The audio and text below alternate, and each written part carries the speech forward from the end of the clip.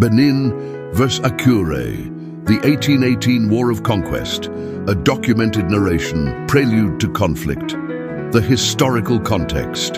In the early 19th century, the relationship between the mighty Benin Empire and the Yoruba Kingdom of Akure had been characterized by centuries of relative peace and mutual respect. Both kingdoms shared cultural heritage and common ancestry, with Akure acknowledging the authority of the Oba of Benin through tributes and acts of reverence, while the Oba maintained cordial relations through diplomatic envoys and ceremonial gifts. The Akure Kingdom had emerged from the consolidation of various autonomous communities under Prince Omorimilekun, a descendant of the revered Oduduwa figure in Yoruba cosmology. This prince, who was also a skilled elephant hunter from Ile-Ife, had unified the scattered settlements in the region and established himself as the first Ajapada of Akure, founding a royal dynasty that would endure for centuries. The kingdom's origins were deeply rooted in the ancient Ife traditions, creating a complex web of political and cultural relationships across the Yoruba-speaking regions. The Benin Empire, under the leadership of Oba Osemwende, who had ascended to the throne in 1816, commanded significant influence over the eastern Yoruba territories. The empire had historically extended its authority over lands including Ida, Owo, and Akure, collecting tribute and maintaining political control through a sophisticated system of diplomatic relations and military oversight. This relationship, while acknowledging Benin's suzerainty, had generally operated smoothly for generations. However, by 1818, tensions had begun to emerge that would shatter this delicate balance of power. The reign of Deji Arakale in Akure, which had lasted from 1769 to 1818, marked a period when relations between the two kingdoms began to deteriorate. The aging ruler, his increasing resistance to Benin's authority and his growing ambition to assert Akure's independence, would ultimately precipitate the catastrophic events that followed. The spark of war, the murder of Chief Osague. The immediate catalyst for the 1818 war came through a series of interconnected incidents that escalated from diplomatic protocol violations to outright acts of violence. In 1818, Oba Osemwende dispatched Chief Osague, an esteemed member of the Iwebo Chancellery of the Benin Palace, to Akure carrying the ceremonial Chalk of Good Tidings. This diplomatic mission was intended to officially notify Akure of Osemwende's ascension to the Benin throne 2 years earlier, a standard protocol in the intricate diplomatic customs of the region. Chief Osague arrived in Akure, adorned in the magnificent regalia befitting a Benin court official, including elaborate coral bead ornaments that symbolized his high status and represented the power and wealth of the Benin Empire. These coral beads were not merely decorative, they were symbols of authority, wealth, and political power that immediately attracted the covetous attention of Deji Arakale.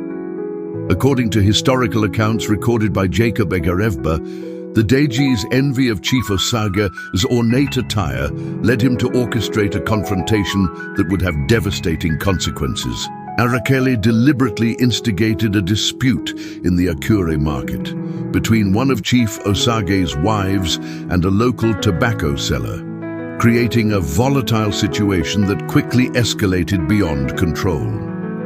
When Chief Osague attempted to intervene and protect his wife during the ensuing brawl, he was brutally murdered by the Deji's supporters. In a brazen display of disrespect for diplomatic protocol and Benin's authority, Deji Arakale seized Chief Osage's precious coral bead regalia for himself, adding insult to the grievous injury of murdering a diplomatic envoy. Alternative historical accounts suggest that Chief Osage's mission may have been punitive in nature, with the Benin emissary tasked with disciplining Akure for installing a Deji without first seeking the formal sanction of the Oba of Benin. This interpretation adds another layer of complexity to the conflict, suggesting that tensions had already escalated before Osage's arrival, and that Benin was already asserting its authority more forcefully in response to perceived insubordination.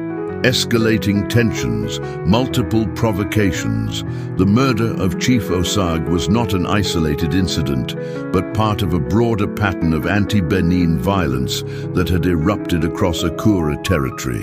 Contemporary sources document that around the same time as Osage's assassination, a Benin merchant named Ogonto was violently assaulted in Akure's central market. This attack triggered widespread riots throughout the commercial district, resulting in the deaths of several Edo people and the destruction of their property. The violence spread beyond Akure's borders to other settlements under the kingdom's influence. At Igbara Odo, another significant incident occurred that mirrored the violence in Akure's market. Many Edo residents were murdered, and their belongings were systematically burned, indicating that the anti-Benin sentiment had become widespread and organized rather than spontaneous. These multiple incidents created a clear pattern of rebellion against Benin authority that could not be ignored by Oba Osemwende. The systematic nature of the violence against Edo people and Benin interests throughout Akure territory suggested coordinated resistance rather than isolated criminal acts. For the Oba of Benin, these provocations represented a direct challenge to imperial authority that demanded immediate and decisive response. The news of these events, particularly the murder of his diplomatic representative, reached Benin City and created outrage among the Oba's court officials and military commanders. The assassination of a diplomatic envoy violated fundamental principles of inter-kingdom relations and could not be tolerated without undermining Benin's authority throughout its sphere of influence. Benin's military response, organizing the punitive expedition. Oba Osemwende's response to these provocations was swift and decisive.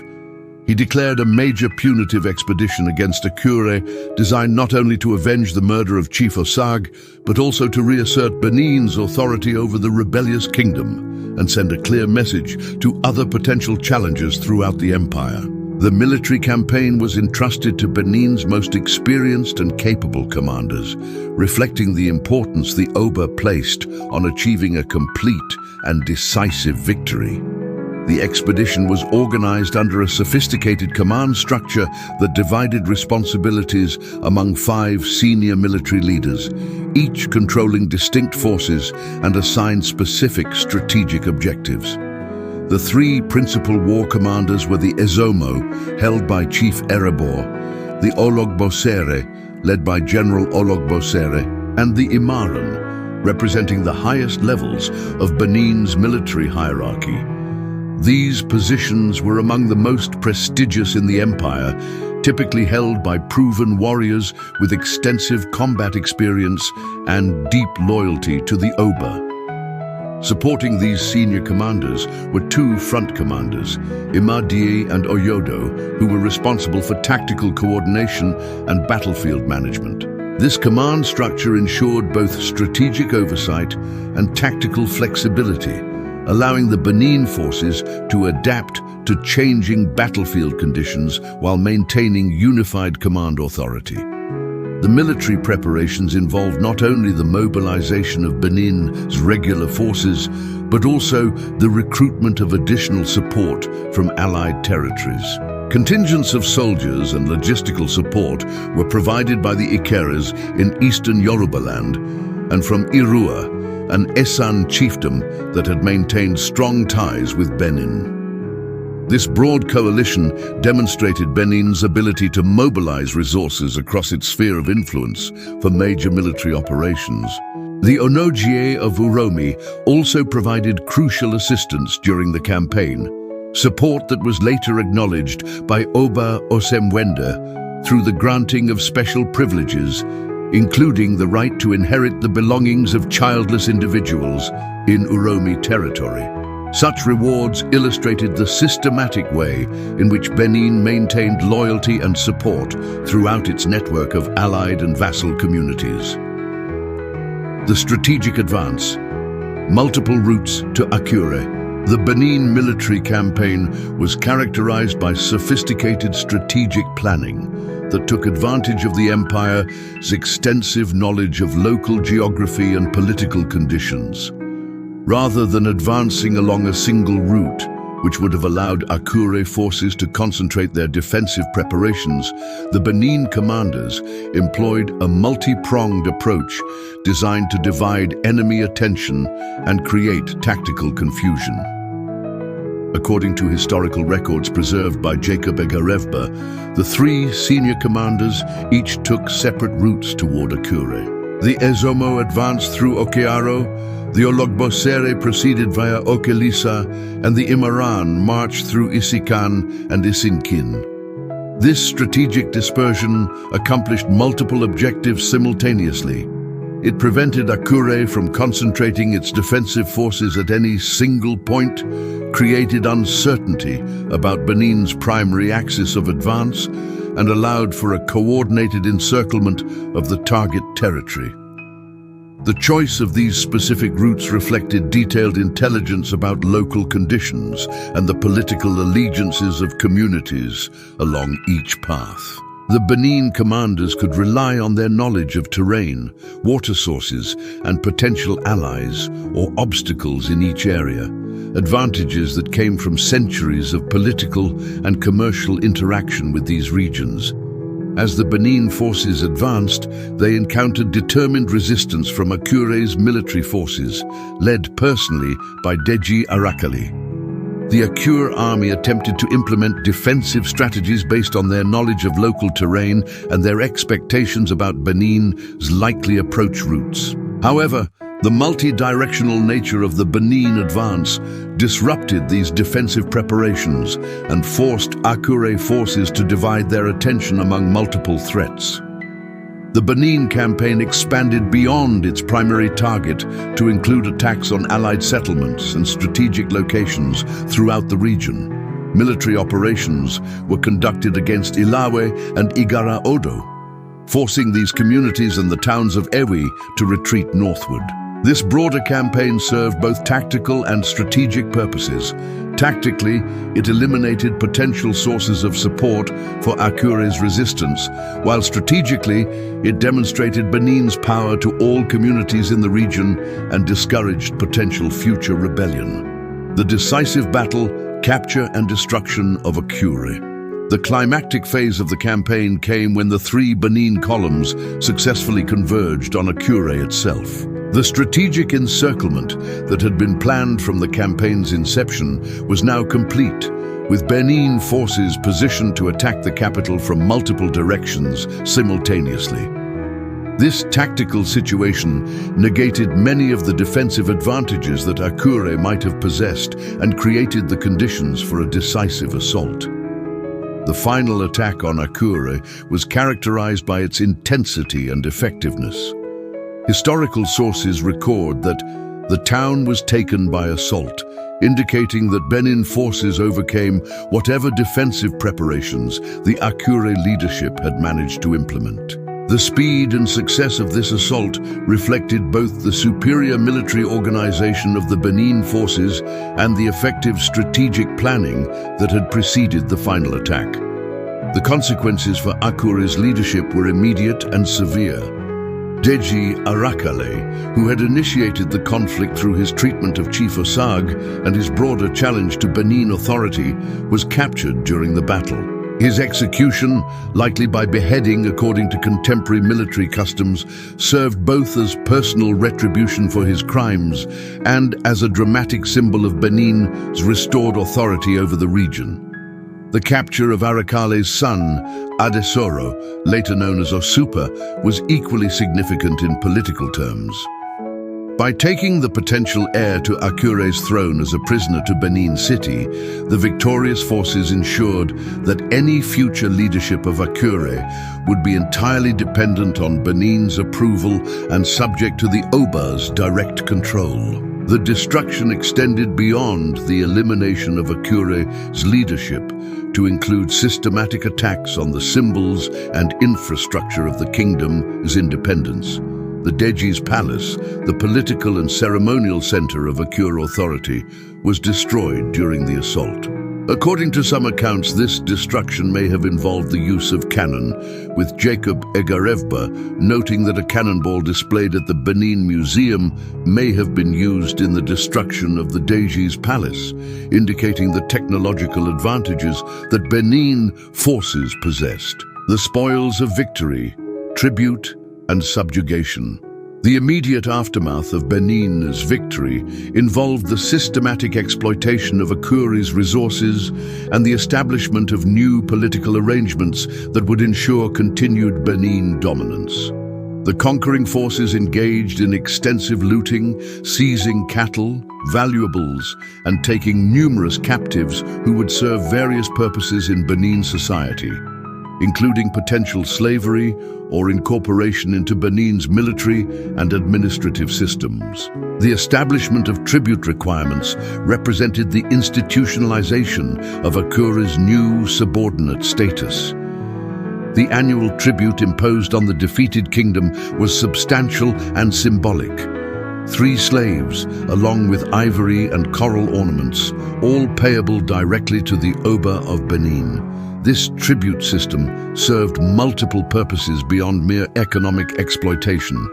It provided tangible benefits to the Benin Empire, but more importantly, it created ongoing mechanisms of political control that would prevent future rebellion. The requirement for slave tribute was particularly significant in the context of regional political economy. Slaves were valuable commodities in the transatlantic trade networks that connected West African societies to global markets, and they also served important functions within African societies themselves. By requiring Akure to provide slaves as tribute, Benin was both extracting economic value and ensuring that Akure's resources would be continuously drained in ways that prevented the accumulation of wealth that might support future resistance.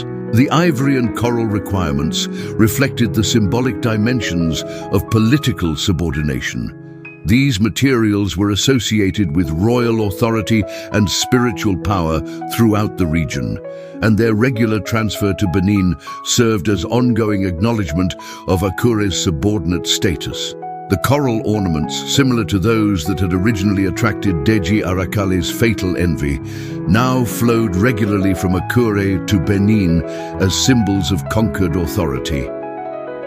Long-term consequences. Transformation of regional politics. The 1818 war fundamentally altered the political landscape of the region, establishing patterns of dominance and subordination that would persist for decades. Akure's transformation from an autonomous kingdom to a vassal state represented one of the most dramatic examples of Benin's ability to reassert control over territories that had attempted to challenge imperial authority. The installation of Benin-approved leadership ensured continued political control long after the military campaign had ended. In 1834, 16 years after the conquest, Oba Osemwenda released Adesoro from captivity in Benin City and appointed him as the new Deji of Akure. The new ruler assumed the title Osupapa, with the significant addition Osupa Lati Ado Wa, Osupa from Benin comes, which permanently commemorated his dependence on Benin authority.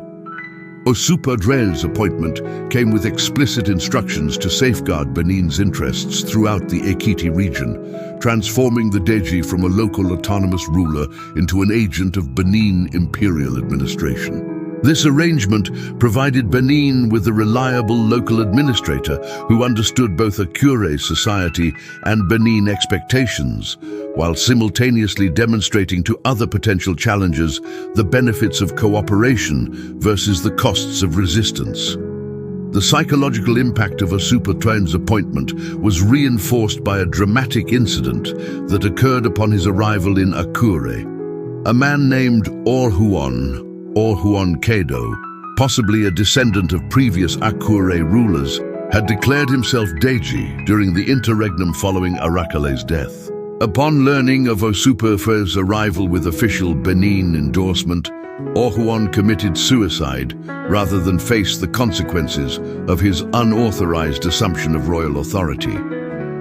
This tragic incident served as a powerful demonstration of Benin's restored authority and the futility of challenging the new political order.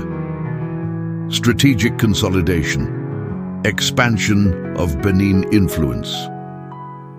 The success of the Akure campaign enabled Benin to extend its military and political influence throughout the broader Ekiti region and other areas of eastern Yorubaland. The leading Benin commanders, Imadie and Oyodo, established a strategic military base at Otun, following the conquest of Akure. This forward position served as a launching point for additional military operations and as a permanent symbol of Benin presence in the region. From their Otun base, Benin forces conducted systematic campaigns that brought numerous towns and chiefdoms under imperial control. These operations compelled local Ekiti princes and rulers to acknowledge the Oba's imperial authority through the payment of annual tributes, creating a network of subordinate communities that extended Benin's effective control far beyond its traditional core territories. The tribute system established through these campaigns provided significant economic benefits to the Benin Empire, while simultaneously creating political mechanisms for ongoing control. Local rulers who paid tribute regularly and demonstrated loyalty could expect protection and support from Benin military forces, while those who resisted faced the prospect of military intervention similar to what had befallen Akure. This expansion of Benin influence represented more than mere territorial conquest. It demonstrated the empire's continuing vitality and adaptability in the changing political environment of early 19th century West Africa. At a time when other traditional African states were facing increasing pressure from European commercial and political expansion, Benin showed its ability to consolidate and extend its regional dominance through effective military action and political organization. Cultural and historical legacy. The 1818 Akure-Benin War left lasting impacts on the cultural and historical consciousness of both societies, becoming embedded in oral traditions, festivals, and artistic expressions that have preserved memory of these events for subsequent generations. The conflict represents a pivotal moment in the complex history of inter-kingdom relations in pre-colonial Nigeria, demonstrating both the potential for dramatic political change and the resilience of traditional African political systems.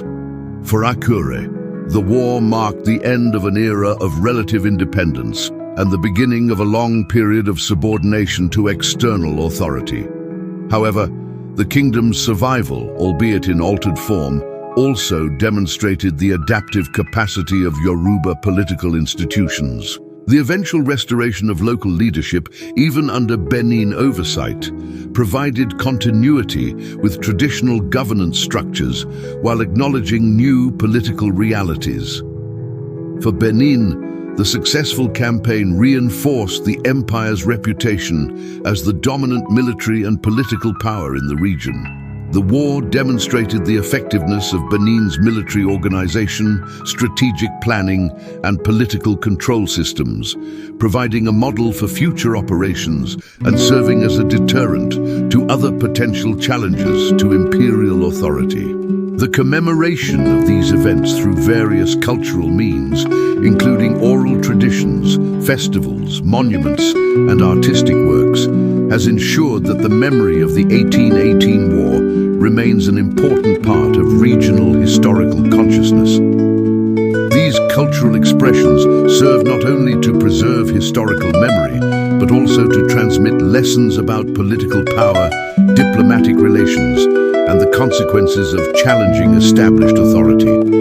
The conflict also provides valuable insights into the nature of pre-colonial African warfare, diplomacy, and political organization. The sophisticated military planning, the complex network of alliances and tributary relationships, and the integration of military conquest with political administration all demonstrate the advanced nature of indigenous African political systems during this period.